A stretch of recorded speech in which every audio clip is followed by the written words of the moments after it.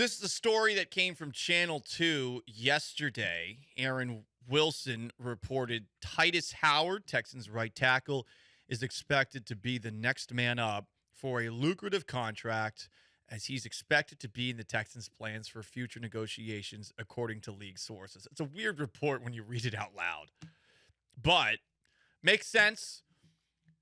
You got a quarterback on a rookie deal. You got a pretty good offensive line with Laramie Tunsil, with what you expect out of Shaq Mason, with what you're hoping for from young Juice Scruggs as your center, and what you're honestly needing from Kenyon Green, last year's second first-round pick. But as much money invested in an offensive line as possible, I'm here for it. I'm not going to go so far as to say that the Texans' offensive line would be one of the best in the NFL if they were to extend Titus Howard for the next couple of years. I talk about it from that perspective. But I will say, if you have Laramie Tunsil and Titus Howard, it's tough to get better at the tackle position in the NFL as far as your 1 and your 2. I would say that's probably top 5. Tunsil obviously has been all-pro caliber, just playing on a crappy team. Howard's been pretty damn good too, so we'll see where that goes. You also heard in the last segment from Roosh Williams some extra details from his report last night that DeAndre Hopkins is high on Houston Texans rookie quarterback C.J. Stroud has legitimate interest in a reunion with the Texans. We just saw a story from Brooks Cabina about 20 minutes ago or so. That tweet was, there's interest. There's a Chronicle story about it as well. I don't know if the interest is mutual at this point in time. Yesterday was the second media availability for the Houston Texans. So heard some interesting things. You're going to hear a lot of stuff that makes you want to get excited about C.J. Stroud, so it's important to keep everything in check, to take everything that you get with a grain of salt. A lot of tropey, sunshiny, fluffy quotes that come out. But here is Texans defensive coordinator Matt Burke telling a nice story about C.J. Stroud.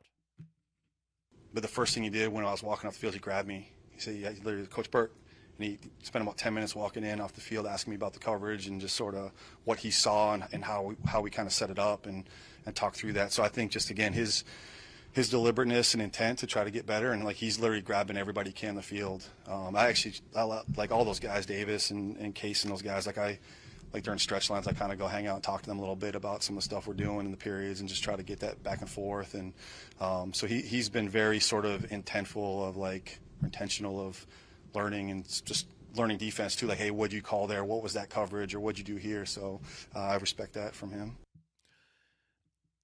I like hearing that. I like hearing that he is somebody that cares that much. I think that for some, there is a difference between actually caring and making it seem like you care. It's like the idea of fake hustle versus real hustle. This doesn't feel like fake hustle. Yeah. Brock Osweiler talking at a microphone felt like fake hustle. Clearly, he had studied up on how to speak. Nothing wrong with that. I mean, he did learn from Peyton Manning, one of the best. That's true. But unfortunately, all he learned is how to speak. He had a life coach, too. He had a life coach. Oh. Yes, this was a story that came out that he had hired somebody, and he sounded the part, but obviously the player itself, you got to deliver.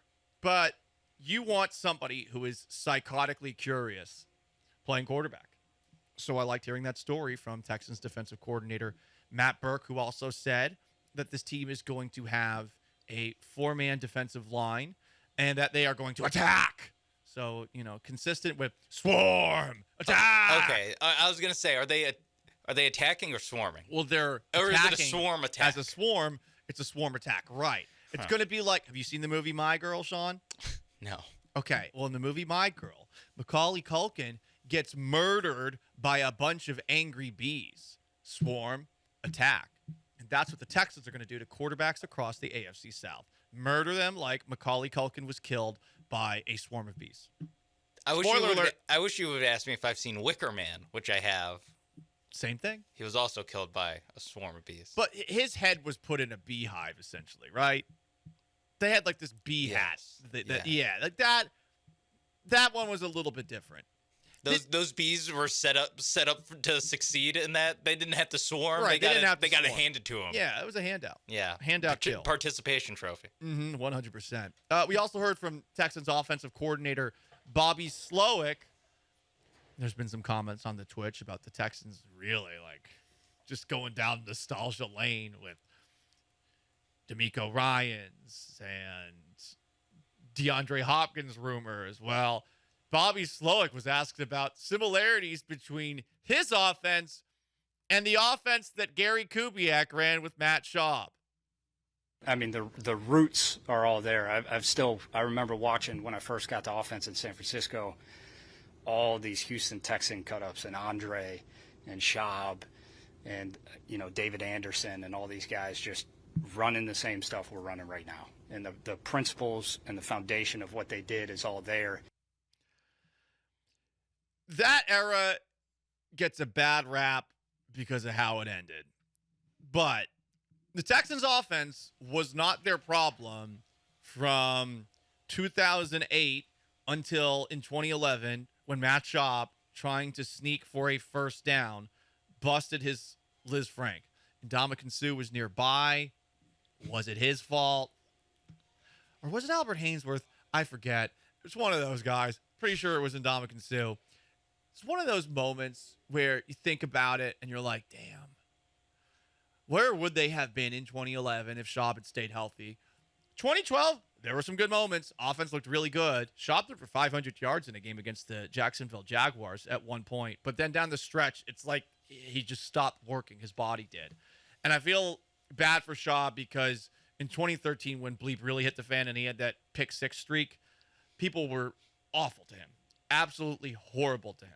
And, I mean, when your body stops working for you, there's not much you can do. And I'll admit I was frustrated with him, but I wasn't telling people to go to his house. Yeah, it's a Friday Night Lights episode, and people are, writing all over the sign that they have in the front lawn. Now it's funny to think of if NFL players had, number 8, quarterback. Texans, yeah. Number 31, Dameon Pierce. Yeah, no, Matt Schaub. This Kubiak team's obviously awesome. The best. The offense was good.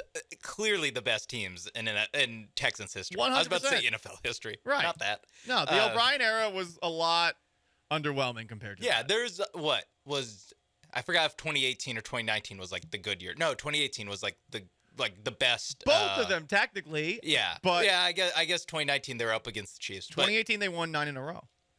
Yeah, both those teams were good, but the first, like you said, the Matt Schaub, Andre Johnson, Arian Foster teams were that is the nostalgia that the Texans are drafting off of when they hired D'Amico Ryans. That's what they're doing. Right. By the way, bad news for Mills Mafia. CJ Stroud saw a lot of reps with the ones yesterday. So this might be taken care of by the start of training camp. I do like that not Chris Burke, the defensive coordinator, Matt Burke. Yes. He in his praise for CJ Stroud, he made sure to throw in and Mills, Mills and Case Keenum have been awesome too. But as I praise CJ Stroud for a minute straight, let me also those guys are good too. I think there's a very good chance that Stroud, based off of just the change from last week's media availability to this week's media availability, I think there's a very good chance that by minicamp, the mandatory part of Texans camp, that Stroud will be the guy. I think it's possible. And that's what you want. Right. You want him to earn it, but having watched Davis Mills play, it's not hard to earn the number one spot when that's the guy you're going up against. So, yeah, and then as far as training camp goes, get him as much work with the ones as humanly possible. He had a couple of nice throws Stroud did yesterday to Nico Collins, and that's another guy that we're hoping for more things because that was a disappointment last year. The year one from year two is usually when a wide receiver makes the biggest jump that they do. One last thing as far as OTA availability yesterday, I love the Texans special teams coordinator, Frank Ross. Part of it is because he was very complimentary of me at the Texans media combine when I caught all the punts kicked my way and was terrified I wasn't going to catch any of them because I was our team's backup punt returner. But whenever they threw me in to return punts, which was often, I was too scared to actually try and catch the ball because I didn't have those sticky gloves. Look, you got the gloves. The gloves are so good these days. So I caught all the punts that were kicked my way. And he was like, oh. And I was like, yeah, me and Frank Ross, we're boys. But Frank Ross yesterday was asked about the changes to the kickoff rule. And this was his first answer. It does sound very corporate. You could tell he was biting his tongue. New rules involving kicks. Yeah, I like to compete. I like to play every down we can get. So when we get a chance to cover a kick, let's go out there with our hair on fire. We get a chance to return it. We want those guys to, get shot out of a cannon and go. I got it. I'm 100% in favor of player safety. So anything to elongate the existence of the NFL in our game, great. And player safety. So all the right things, right? Well, a little bit later, I think everyone knows Frank Ross actually has a personality. He is very fun. They asked him about that corporate answer earlier. Here's what he had to say. Gave the corporate answer about the new rule change. Now, tell us how you really feel. Corporate answer. You like the corporate answer? Yeah. Let's keep playing football, man. Let's keep playing football. Let's keep football tough. How about that? Does that work? Hell yeah. Hardo masculine energy.